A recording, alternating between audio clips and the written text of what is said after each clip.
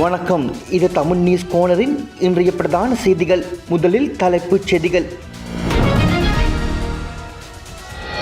நீர்கொழும்பு சிறையில் நடந்தது என்ன? அதிரவிக்கும் புதிய தகவல்.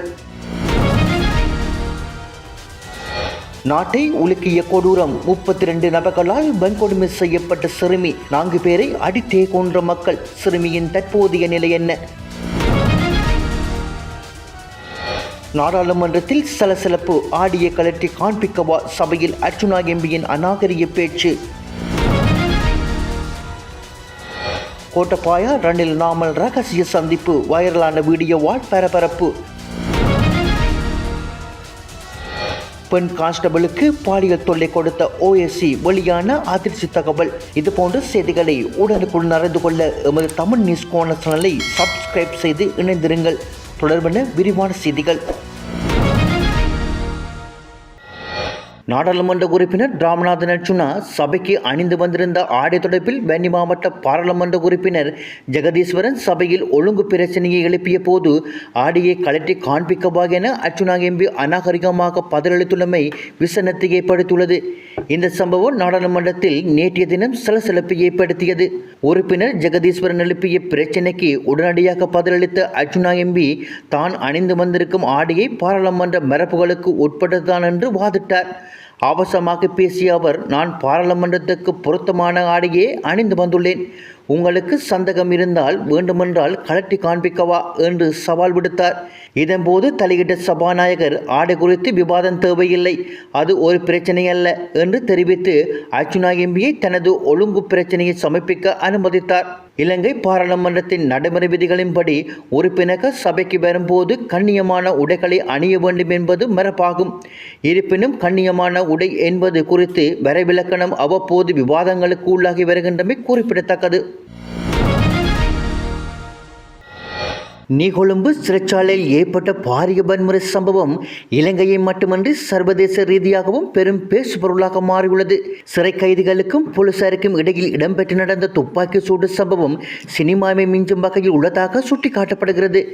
இந்த நிலையில் இந்த வன்முறை சம்பவங்களுக்கான ஆரம்ப புள்ளியாக சிறைச்சாலைக்குள் பணியாற்றிய போலீசாரை உள்ளதாக குற்றச்சாட்டுகள் எழுந்துள்ளன.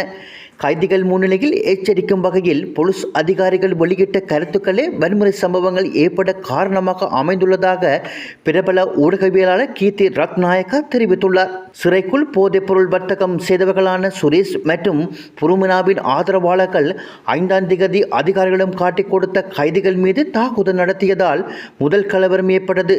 அடுத்த நாளான 6ஆம் திகதி ஏற்பட்ட கலவரம் முற்றிலும் வேறானது.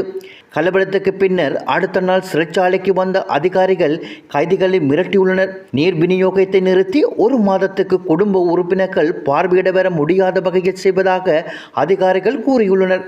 இவ்வாறு கூறியதால் கைதிகள் மத்தியில் ஆத்திரம் ஏற்பட்டு அதிகாரிகள் மீது தாக்குதல் நடத்தப்பட்டுள்ளது. தாக்குதலை அடுத்து கண்ணீர் புகைக்குண்டு அல்லது ரப்பர் தோட்டாக்கள் பயன்படுத்தப்படவில்லை, மாறாக துப்பாக்கி தோட்டாக்கள் பயன்படுத்தப்பட்டுள்ளன. இந்த துப்பாக்கி பிரயோகத்துக்கு அனுமதி வழங்கியது யார் என்பது குறித்து தீவிர விசாரணை தேவை. இது சிறைச்சாலை அதிகாரிகளின் அலட்சியத்தால் நேர்ந்த சம்பவமாகும் என கீர்த்தி ரத்நாயக்கா மேலும் தெரிவித்துள்ளார். இந்த வன்முறை சம்பவத்தில் 8 போலீஸ் அதிகாரிகள் உட்பட 28 பேர் உயிரிழந்துள்ளனர். கைதிகளின் ஆக்ரோஷமான செயற்பாடுகளை கட்டுப்படுத்தும் நோக்கில் துப்பாக்கி பிரயோகம் மேற்கொண்டதாகவும் அதனை மேற்கொள்ளாமல் இருந்திருந்தால் பாரிய அனர்த்தம் ஏற்பட்டிருக்கும் என நீதியமைச்சர் தெரிவித்துள்ளார். இதேவேளை முதல் நாள் வன்முறை சம்பவத்தை அடுத்து ஆபத்தான கைதிகளை வேறு சிறைகளுக்கு மாற்றியிருந்தால் இவ்வாறானதொரு நிலை ஏற்பட்டிருக்காது என்றும் சிறைச்சாலை அதிகாரிகளின் பொறுப்பற்ற செயற்பாடே இதற்கு காரணம் என்றும் குற்றச்சாட்டுகள் எழுந்துள்ளமை குறிப்பிடத்தக்கது. இந்தியா ராஜஸ்தான் மாநிலம் ஸ்ரீகங்கா நகரில் 13 வயது சிறுமி ஒருவர் கடத்தப்பட்டு கொடூரமான முறையில் பாலியல் வன்கொடுமைக்கு உள்ளாக்கப்பட்ட சம்பவம் முழு நாட்டையுமே நிலக்குலைய வைத்துள்ளது. இக்கொடூர செயலில் ஈடுபட்டவர்களுக்கு கடுமையான தண்டனை வழங்க வேண்டும் என்ற கோரிக்கை நாடு முழுவதும் வலுத்து வருகிறது.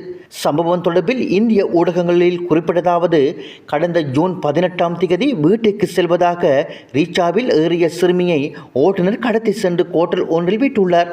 5 நாட்களாக 4 வெவ்வேறு கோட்டைகளில் அடைத்து வைக்கப்பட்டு கட்டாயப்படுத்தி மதுபானம் புகட்டப்பட்டு 32 நபர்களால் சிறுமி பாலியல் வன்கொடுமைக்கு ஆளாக்கப்பட்டுள்ளார்.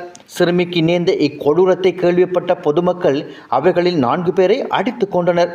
மீதமுள்ள 18 பேரை கயிறுகளால் கட்டி பொதுமக்களும் போலீசாரும் பிரதான சாலையில் வைத்து அடித்தனர். இந்நிலையில் ராஜஸ்தானில் 13 வயது சிறுமி கூட்டு பாலியல் துஷ்பிரயோகத்துக்கு ஆளாக்கப்பட்ட சம்பவம் பரபரப்பை ஏற்படுத்தியுள்ள நிலையில் பாதிக்கப்பட்ட சிறுமி உயிரிழந்ததாக சமூக ஊடகங்களில் வெளியான செய்திகள் மற்றும் காணொலிகள் முற்றிலும் தவறானவை என ஸ்ரீ கங்காநகர் போலீசார் அறிவிப்பு விடுத்துள்ளனர். 13 வயது சிறுமி பாலியல் துஷ்பிரயோகத்துக்கு ஆளான வழக்கு தொடர்பில் பல்வேறு முரணான தகவல்கள் தற்போது கசிந்து வருவதாகவும் அவை முற்றிலும் பொய்யானவை, ஆதாரமற்றவை என்றும் போலீசார் தெரிவித்துள்ளனர். இத்தகைய தவறான தகவல்களை நம்பவோ அல்லது பகிரவோ வேண்டாம் என்று பொதுமக்களுக்கு வேண்டுகோள் விடுத்துள்ள போலீசார் வதந்திகளை பரப்புபவர்கள் மீது கடுமையான சட்ட நடவடிக்கை எடுக்கப்படும் என்றும் எச்சரித்துள்ளனர். பாதிக்கப்பட்ட சிறுமி இறந்துவிட்டதாக புதன்கிழமை காலை சமூக ஊடகங்களில் காணொலி பரப்ப தொடங்கியதைத் தொடர்ந்து போலீசார் இந்த விளக்கத்தை வெளிப்படுத்தியுள்ளனர். உணர்வு ரீதியில் தாக்கம் செலுத்தக்கூடிய சிறுமி பாலியல் துஷ்பிரயோகம் தொடர்பாக வெளியாகி வரும் காணொலிகள் குறித்து ஸ்ரீ கங்காநகர் போலீசார் தீவிர கவனம் செலுத்தி வருவதாகவும் தெரிவிக்கப்படுகிறது. இந்த சம்பவம் தொடர்பான சரிபார்க்கப்படாத போலி அல்லது தவறான வீடியோக்கள் எதையும் மற்றவர்களுக்கு அனுப்பவோ சமூக ஊடகங்களில் வெளியில் பகிரவோ வேண்டாம் என்றும் போலீசார் பொதுமக்களை கேட்டுக்கொண்டுள்ளனர். கொழும்பில் அண்மையில் நடைபெற்ற திருமண வரவேற்பு வைபவத்தில் முன்னாள் ஜனாதிபதிகளான கோட்டபாய ராஜபக்ச, ரணில் விக்ரமசிங்க மற்றும் ஸ்ரீலங்கா பொதுஜன பெரமுனவின் பாராளுமன்ற உறுப்பினர் நாமல் ராஜபக்ச ஆகியோர் தனியாக கூடி பேசிய சம்பவம் கொழும்பு அரசியலில் சலசலப்பை ஏற்படுத்தியுள்ளது. இந்த திருமண வரவேற்பு வைபவத்தில் பல்வேறு அரசியல் கட்சிகளைச் சேர்ந்த அரசியல்வாதிகளும் கலந்து கொண்டனர். இந்நிலையில் கோட்டபாயா, ரணில் மற்றும் நாமல் ஆகியோர் சம்பாஷணை செய்து கொண்டிருக்கும் வீடியோ சமூக வலைத்தளங்களில் வைரலாகியுள்ளது. அவர்கள் கோட்டபாயா, ரணில், நாமல் மூவரும் என்ன திட்டத்தை வகுத்தனர் என்பது தொடர்பிலான கேள்விகளும் எழும்பியுள்ளன. போலீஸ் கான்ஸ்டபிள் ஒருவருக்கு பாலியல் தொல்லை கொடுத்தமை மற்றும் அநாகரிகமான பாலியல் செயலில் ஈடுபட முயன்ற குற்றச்சாட்டுகளின் பேரில் புலத் சிங்கள போலீஸ் நிலையத்தின் பொறுப்பதிகாரி கைது செய்யப்பட்டு மதுகம நீதிமன்றத்தில் முன்னிலைப்படுத்தப்பட்டார். சந்தக நபரை இம்மாதம் 15ஆம் தேதி வரை விளக்கமறையில் வைக்குமாறு மதுகம மேலதிக நீதிவான் புத்திக மல்வத்த உத்தரவிட்டார். நீதிமன்றத்தில் சமர்ப்பிக்கப்பட்ட தகவல்களின்படி சம்பவம் நடந்த தினத்தன்று போலீஸ் நிலையத்தில் கடமையில் இருந்த கான்ஸ்டபிளுக்கு பொறுப்பதிகாரி தனது உத்தியோகபூர்வ இல்லத்துக்கு வருமாறு தொலைபேசி மூலம் அழைப்பு விடுத்துள்ளார். ஒரு அவசர பணியின் நிமித்தமே தன்னை அழைப்பதாக கருதிய அந்த போலீஸ் கான்ஸ்டபிள் பொறுப்பதிகாரியின் இல்லத்துக்கு சென்றுள்ளார். அங்கு சென்றபோதே பொறுப்பதிகாரி தனக்கு குறித்த பாலியல் தொல்லைகளை கொடுத்துள்ளதாக பாதிக்கப்பட்ட போலீஸ் அதிகாரி முறைப்பாட்டில் தெரிவித்துள்ளார். குறித்த போலீஸ் அதிகாரியின் முறைப்பாட்டின் அடிப்படையில் போலீஸ் திணைக்களத்தின் விசேட விசாரணை பிரிவினர் இது தொடர்பாக மேலதிக விசாரணைகளை முன்னெடுத்துள்ளனர்.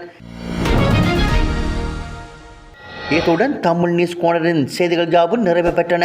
இது போன்ற தொடர்ச்சியான செய்திகளை உடனுக்குடன் அறிந்து கொள்ள எமது தமிழ் நியூஸ் கோனரை சப்ஸ்கிரைப் செய்து இணைந்திருங்கள். நன்றி.